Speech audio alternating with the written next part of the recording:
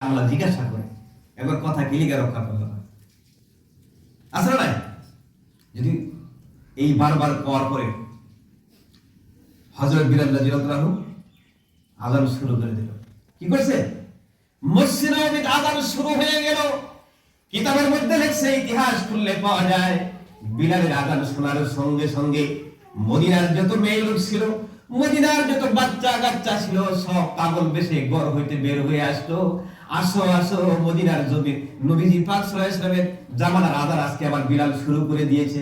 কিতাবে লেখছে পাগল বেশে নাইলা পর্যন্ত ঘর হইতে বার হয়ে আসে বিলাল আযান শোনার নাই।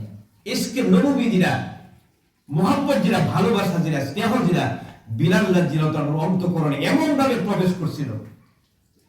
আর ওই বিলাল যে মসজিদ নবীরা মুয়াজ্জিন বানাই দিব না, কারে বানাই দিব? কারে বানাই দিব? দেহা হাফসি গোলাম। কিন্তু ইজ্জতের আসল আল্লাহ কত বাড়াই দিছে, ফজিলত কত বাড়াই দিছে, বুঝছেন না? ফজিলত কত বাড়াই দিছে আল্লাহ তাআলা।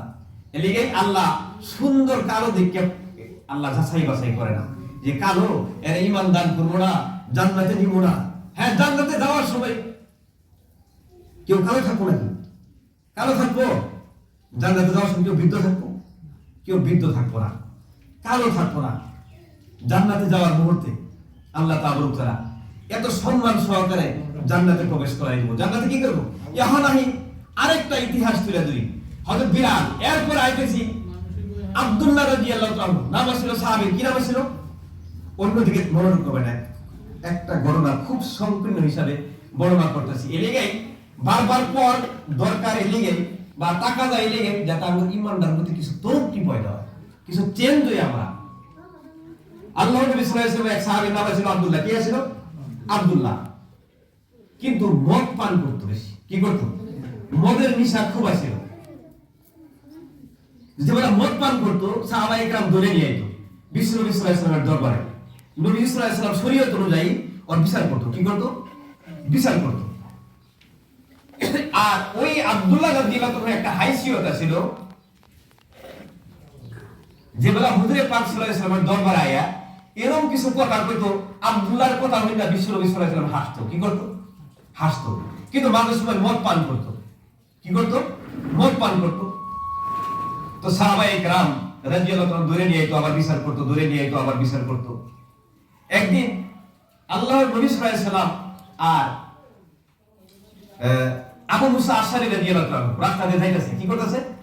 হঠাৎ করে আল্লাহর নবী সাল্লাল্লাহু আলাইহি ওয়াসাল্লাম হাসা শুরু করে দিয়েছে। কি করছে? বিশ্ব নবী সাল্লাল্লাহু আলাইহি ওয়াসাল্লাম হাসা শুরু করে দিয়েছে। যে বলে একবার রাস্তা দিয়ে যাই আমরা দুইজন মানুষ বা আমরা দুইজন সাথী, হঠাৎ করে একজন সাথী যদি আইসা দেই কারণ ছাড়াই, তাহলে একজন আরেকজনের জিজ্ঞাসা করবো না? জিজ্ঞাসা করবো না? বিশ্ব নবী সাল্লাল্লাহু আলাইহি ওয়াসাল্লাম হাসা শুরু করে দিলেন।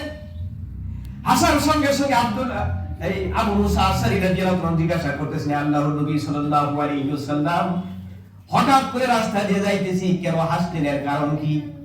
আমি কোনো ভুল করলাম নাকি? জবাব মুহাম্মদ রাসূলুল্লাহ সাল্লাল্লাহু আলাইহি ওয়াসাল্লাম জবাবে বলতেছেন, হে আবু মুসা আশআরী রাদিয়াল্লাহু তাআলা, যাওয়ার সময় ওই আব্দুল্লাহর কথা মনে পড়ে গেছে, সেই জন্য আমি হাসতেছি। কি করতেছি? একটা কথা মনে পড়ে গেছে না, আমি হাসতেছি। এই আব্দুল্লাহ রাদিয়াল্লাহু তাআলা হঠাৎ করে মদ পান করলো। সাহাবায়ে কেরাম বিশ্ব নবী সাল্লাল্লাহু আলাইহি ওয়াসাল্লামের দরবারে ধরে নিয়ে এলো। আর এখন সাহাবায়ে কেরাম কইতেছে আব্দুল্লাহরে, হে আব্দুল্লাহ, বারবার মদ পান করো আর বিশ্ব নবী সাল্লাল্লাহু আলাইহি ওয়াসাল্লাম বিচার করে তুমি কি অভ্যাস ছাড়া খাও না? তুমি এত মানে কিছু কঠোর ভাষা দিলা। কিন্তু জবাবে মুহাম্মদ রাসূলুল্লাহ সাল্লাল্লাহু আলাইহি ওয়াসাল্লাম কইতাছে, হে তোমরা কেউ আব্দুল্লাহ রাদিয়াল্লাহু তাআলা কোনো কিছু কথা কঠোর কথা কইও না। আব্দুল্লাহ রাদিয়াল্লাহু তাআলার মনের ভিতরে এত আল্লাহ তাআলার ভয় আছে, আর আমি নবী মুহাম্মদ সাল্লাল্লাহু আলাইহি ওয়াসাল্লামের প্রতি এত ভালোবাসা আছে, তোমরা জানো না। কিন্তু আমি বিশ্ব নবী সাল্লাল্লাহু আলাইহি ওয়াসাল্লাম জানি। আমি বিশ্ব নবী সাল্লাল্লাহু আলাইহি ওয়াসাল্লাম কি করি জানি, তোমরা তা জানো না। এই আব্দুল্লাহ অন্তরে এত ভালোবাসা আছে। ওমরের খিলাফত কালে ওমরের জামানা আয়ে গেল। কি আয়ে গেল? ওমরের ফারুক রাদিয়াল্লাহু তাআলার জামানা আয়ে গেল। ওমর ফারুক রাদিয়াল্লাহু তাআলা ওই রুমের যাব জিহাদের লেগে রুম দেশে, কোন দেশে? রোমের সঙ্গে জিহাদ ঘোষণা হয়ে গেল। তো ওমর রাদিয়াল্লাহু তাআলা দল সংগঠন তৈরি করলো, করার পরে লিডার কারে বানাই দিল? এই আব্দুল্লাহ রাদিয়াল্লাহু তাআলা কি বানাই দিল? লিডার। এই দলপতি সেনাপতি তোমারে দিয়ে দিলাম, তুমি যাও জিহাদের প্রান্তরে নামো। রোমের বিরুদ্ধে যে জিহাদ, আল্লাহর ফয়সালা, চূড়ান্ত ফয়সালা। আল্লাহর ফয়সালা চূড়ান্ত ফয়সালা। ওই জেহাদে অংশগ্রহণ করার পরে মুসলমান ওই জেহাদে হারিয়ে গেল, কি করলো? হারলো। আর রুমবাসীরা এরা কি করলো? জিতলো। কমান্ডার কার বানাই দিয়েছিল? আব্দুল্লাহ রাদিয়াল্লাহু তাআলা আনহু। এই আব্দুল্লাহ রাদিয়াল্লাহু তাআলা অভ্যাস কি ছিল? মাঝে সময় কি করতো? মদ পান করতো, শরাব পান করতো। ওই রুমের বাদশা দেখলো যে এর তো পাকড়াও করছি, ধরছি, এখন এর আটকাবো। কি করবো? আটকাবো। সেনাপতি কারে? আব্দুল্লাহ রাদিয়াল্লাহু তাআলা আটকাবো। আব্দুল্লাহ রাদিয়াল্লাহু তাআলা ধরলো। ধরার পরে ওই রুমের বাদশার নিকটবর্তী ডাক দিল। নিয়ানের পরে ওই বাদশায় কইতেছে, আব্দুল্লাহ তুমিও শরাব ভালোবাসো, মদ ভালোবাসো, আমিও মদ ভালোবাসি। তুমি দেখা কত সুন্দর, কত সুস্থতা তোমার, কত শক্তি তোমার, কিন্তু কোনো কমি তোমার ভিতরে নাই।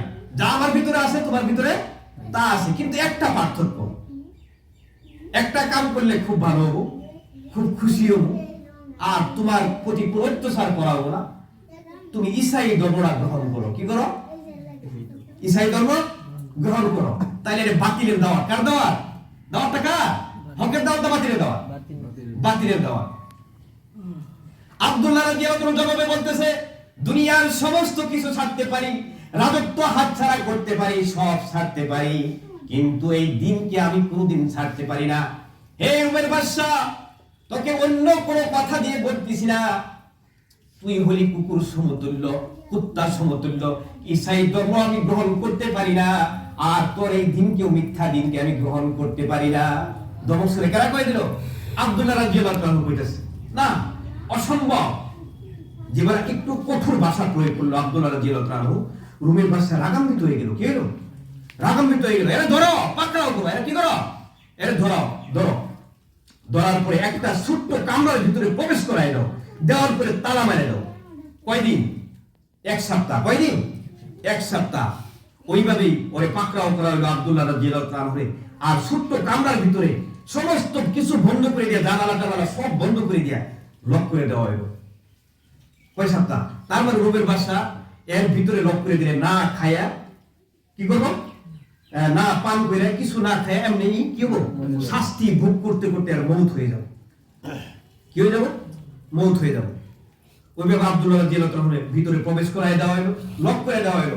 একদিন, 2 দিন, 1 সপ্তাহ যখন চলে যায়, রুমের বাদশা উদিরকে ডাক দিয়ে বলেন, এবার তালা খুলে দাও, হইতে পারে কিভাবে মরছে দেখি, কিভাবে মৌত হয়ে গেছে দেখি। তালা খুলে দাও, হয়তো সে তার মৌত হয়ে গেছে, লাল বুদই দুর্গন্ধযুক্ত হয়ে গেছে। তালাটা খুলো। তালা খোলার সঙ্গে সঙ্গে দেখতেছে আব্দুল্লাহ রাদিয়াল্লাহু তাআলা আল্লাহর কুদরতে যেইভাবে আল্লাহ তাআলার কুদরত, যেখানে তিনি প্রথম অবস্থায় বসা ছিলেন সেই জায়গাতে বসে বসে আল্লাহ তাআলার জিকির করতেছে। সঙ্গে সঙ্গে তালা খুলে আব্দুল্লাহকে বের করে আনা হলো। কিছু না খাইলে মানুষ কিছু কি হয়ে যায়? কমজোর হয়ে যায়, কমজোর হয়ে যায়। এবার কইলো, ই মরে নাই, ই করে নাই, মরে নাই, হালকা হয়ে গেছে না। এবারে তো ঈসাই ধর্ম কি করবো? গ্রহণ করবো। জীবন বার করছে, এখন আবার নতুন করে আরেক কামরা ঢুকাই দাও। কি করো? ঢুকাই দাও। জীবন ঢুকাবো আব্দুল্লাহ রাদিয়াল্লাহু তাআলা, জীবন ঢুকাইবো কামরার ভিতরে। এই হালতের মধ্যে প্রবেশ করাই গেল আব্দুল্লাহ রাদিয়াল্লাহু তাআলা। তারপরে একটা মেয়ে লোক আনা হলো, সুন্দর সুন্দরী একটি যুবতী, হাতে দিল মদের কি বোতল। কি দিল? মদের বোতল। মেয়ে লোকটারে অর্ধ অলঙ্গ অবস্থা, তার মানে শর্ট কাপড়, আধা পরিধান করাইছে, আধা অলঙ্গ আছে। তারপরে রুমের বাদশা পরে প্রবেশ করাই দিব। এই মেয়ে লোকটা দিব, হাতে মদের বোতল দিব। মদের তো এটা কিছু কি আছে? নিশা আছে। ফট করে বাস কাম হয়ে যাবো। এইবার আবার নক করে দিল, ওই মেয়ে লোকরে ভর্তি করে ভরাই দিল, হাতে মদের বোতল দিল। কি করলো? বোতল দিল। 1 দিন, 2 দিন, 3 দিন যায়। কয়দিন যায়? 3 দিন যায়। এবার কইলো তালা খুলো, হয়তো কাম হয়ে গেছে। কি হয়েছে? কি হয়েছে? কাম হয়ে গেছে। এবার তালা খোলা হলো। তালা খোলার সঙ্গে সঙ্গে আব্দুল্লাহ রাদিয়াল্লাহু তাআলা বের হয়ে আসলেন। সে মেয়ে লোক বের হয়ে আসলো। মেয়ে লোক ওই রুমের বাদশার কাছে কারগুজারি বর্ণনা করতেছে, হে রুমের বাদশা, যাকে এই রুমের ভিতরে প্রবেশ করায় দেওয়া হয়েছে, লক করা হয়েছে, সঙ্গে আমাকে দিয়ে দিয়েছেন। আমি দেখছি ইনি কোনো মানুষ নয়, মনে হয় ইনি কোনো পাথরের মূর্তি। যেভাবে মাথাটা নিচ দিকে দিয়ে বসা ছিল, এখন পর্যন্ত সেইভাবে বসা আছে। আমি সুন্দরী মেয়ে লোকের দিকে একবারও তাকায় দেখে নাই। কি একবারও তাকায় দেখা যায় মদের বোতল ওরমি আছে। ওখান এই মেয়ে লোকে কইতাছে জানি না কোন আল্লাহ তাবারক তাআলার প্রতি ঈমান আনছে, কোন নবীকে নবী বলে মানছে, যার প্রতি আব্দুল্লাহ ঈমান আনছে। আমি সুন্দর জমিতে এখন থেকে আমিও পরিবার করে ইসলাম গ্রহণ করে নিলাম। দেখেন কয়জন এলো? দুইজন। কয়জন এলো? দুইজন। রুমের বাসা এখন আরো রাগান্বিত হয়ে গেল। ওইলা হাল মারার পদ্ধতি বেলেগ। কি মারার পদ্ধতি বেলেগ? কইলো ডেস্কি আনো, তেল দাও। ডেস্কি আনো, কি করো? তেল দাও, তেল গরম করে উঠলাও, এরপরে এর ছেড়ে দাও। কি করবো? ছেড়ে দাও। এরপরে এর ছেড়ে দাও। তেল গরম করলো, ঘটনা খুবই শর্ট করছি। তেল গরম গরম করে বাস ওই যে আরো যে আসলো যারা জিহাদের মধ্যে আছে, একজন সাথী ওর থেকে নিয়ে এলে তেলের ভিতরে কি করে দিল? ছাড়ি দিল। গরম তেলের ভিতরে মানুষ ছাড়ি দেয় কিরকম কিরকম সঙ্গে সঙ্গে শেষ। এবার আব্দুল্লাহ রাদিয়াল্লাহু তাআলা ডাক দিয়া বলতেছে, তোমার সাথীকে যেভাবে মারা হইলো তোমাকেও সেইভাবেই মারা হবে। তুমি ঈসাই ধর্ম গ্রহণ করো। কি করো? ঈসাই ধর্ম তুমি গ্রহণ করে নাও। এই মুহূর্তে আব্দুল্লাহ রাদিয়াল্লাহু তাআলা জর্জর করে চোখের পানিগুলো ছেড়ে দিলেন, কান্না শুরু করে দিল। রুমের বাদশা বাংলা এখন ভয় খাইছে, ইসলাম ছাড়বে, ঈসাই ধর্ম গ্রহণ করবে। আব্দুল্লাহ রাদিয়াল্লাহু তাআলা জবাবে বলতেছেন, আমি ভয় করে কাঁদি না, কারণ আল্লাহ তাআলা আমাকে একটি মাত্র জীবন দিয়েছে। এইভাবে যদি 100টা জীবন আমাকে দিত, 100বার দিনের জন্য আমি কুরবান হয়ে যেতাম, শহীদ হয়ে যাইতাম। এই জন্য আমি বন্ধন করি। কিলিয়ে কান্দি? একটা জীবন দিছে আল্লাহ তাআলা। যদি 100 জীবন দিত, তবে এইভাবে তেলের মধ্যে করে আমি 100টা জীবন কি করে দিতাম? দিনের খাতিরে আমি কুরবানি করে দিতাম। এরা সাহাবায়ে কেরামের জিন্দেগি। এদিকে কইছে আদনার থেকে আদনার দরজার সাহাবায়ে কেরামের জিন্দেগির আমল নিয়ে যদি আজও কোনো আমরা এই নবীর উম্মত দুনিয়ার থেকে রুখসত পাই, আল্লাহ তাআলা কাল হাসরের প্রান্তরে বিনা হিসাবে জান্নাতের ফয়সালা করে। এদিকে সাহাবায়ে কেরামের অনুসরণ অনুকরণ করলে আমরা হিদায়াত প্রাপ্ত হয়ে যাব। হাদিসের মধ্যে আছে সাহাবায়ে কেরামের অনুসরণ অনুকরণ যদি করি আমরা হিদায়াত প্রাপ্ত হয়ে যাব। এদিকে সময় সংকীর্ণ, কাজ বহুত আছে, কাজ বহুত আছে না, বহুত কাজ বাকি আছে, সংকীর্ণ জিন্দেগি, কিন্তু রুটিন বহুত লম্বা। আশা শেষ হবে না, আশা শেষ হবে নাকি? আশা শেষ হবে না, ব্যস্ততা শেষ হবে না। আর ব্যস্ততা শেষ করে আশা শেষ করে কেউ কবরে যাওয়ার পাবো না, যাওয়ার পাবো নাকি? আগে কইছি মুহূর্তের আধা ঘন্টা সময় 5 মিনিট আগে যদি কোনো বান্দারে জিজ্ঞাসা করা আল্লাহ বান্দারে আমাদের যত ব্যস্ততা আছে রুটিন আছে সব কি শেষ করছো? ই কেবল না, কেবল 10টায় শেষ করছি, এখন 93টা বাকি আছে। কি আছে? ওই 93টা ব্যস্ততা পেরেছেন নিয়ে কবরে যাওয়া লাগবে। এলিগেই সবাই থাকতেই কবরের ফিকির করুন লাগবে। হায়াতে জিন্দেগানি সংকীর্ণ, মুসাফির জিন্দেগি দুনিয়া পড়াইছে আল্লাহ তাআলা।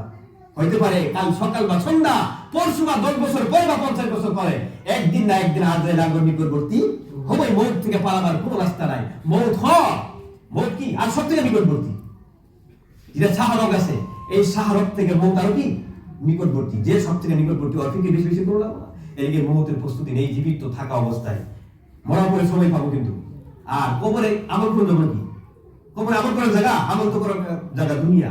বদলা দিব আল্লাহ তাআলা কবর থেকে নিয়ে আসো প্রান্ত পর্যন্ত। আল্লাহ তাআলা আমাদের সবাইকে বলা এবং শোনার থেকে বেশি বেশি আমল করার জন্য